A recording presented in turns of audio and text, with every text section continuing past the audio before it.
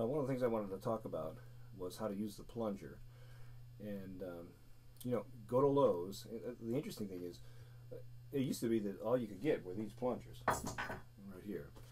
And, they used to come with wooden sticks, and now you get these kind of toy-like things, sticks. And you've been to a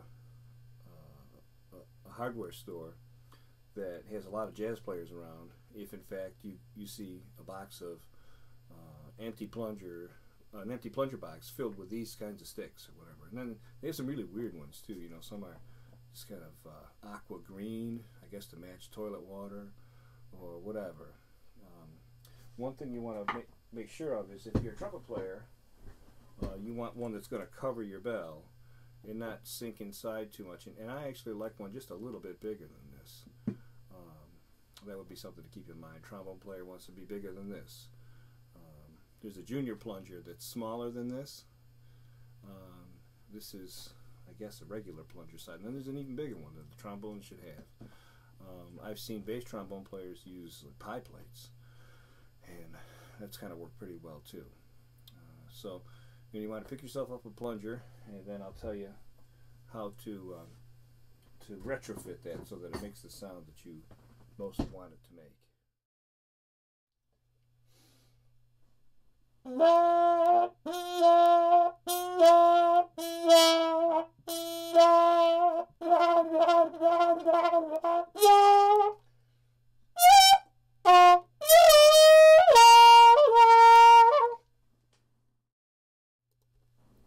Now you can see that when you don't have a hole in the plunger, then it changes things by a half step, and you lose control. Notice in the upper register, I started to splat all over the place and everything like that, and it's hard to control. So now I'm going to show you how I would actually work on this. I puncture you see that we've got this plunger that has a hole in it, and I'm going to take a scissors and poke a hole right through the center here. See if I can get through there. There we go. And maybe go on the other side with a knife end of it. Try to ream it out. You should see a pretty big difference when we're done here. Maybe you can even cut some of that out of there. I've seen people actually just use a large drill bit. Now you can see I'm getting that reamed out there. You get this little tail in there that's coming out, and I want to get that hole pretty clean. So I'm going to just do a little bit more. Use the scissors kind of like a knife. And let me get that nice and cleaned out. So that's what it looks like. You see right through there, and we should have a difference in the sound.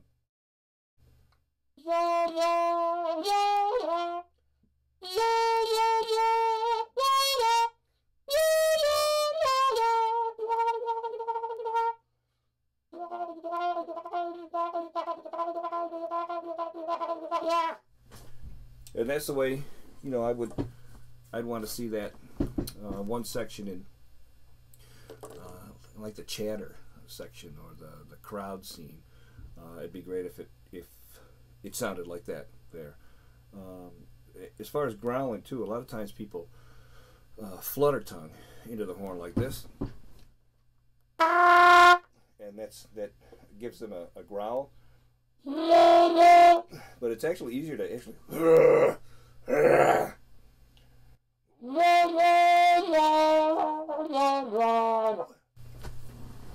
you get a little bit better sound when you do that. And that's why people like Louis Armstrong, they got that really gravelly voice, because they just, all the soft tissue in the back of their throat just loosened up from years and years of doing that. But it is a more effective growl than this. This is a little bit, I don't know, a little bit too predictable, I guess. As opposed to.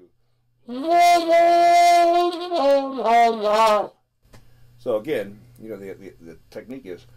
And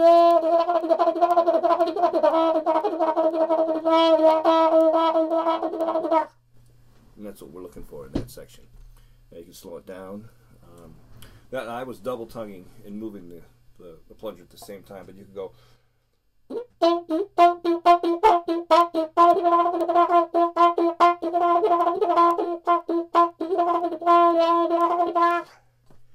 The other thing is that, you know, to get the scream and to create kind of a vocal effect, if you study the plunger players of Ellington's band, you'll see that, in fact, there's a kind of a vocalization. And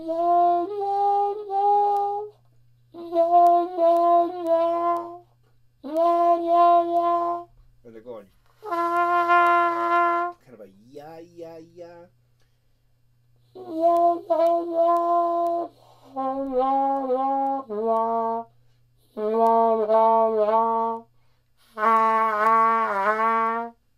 That bending of the pitch there. So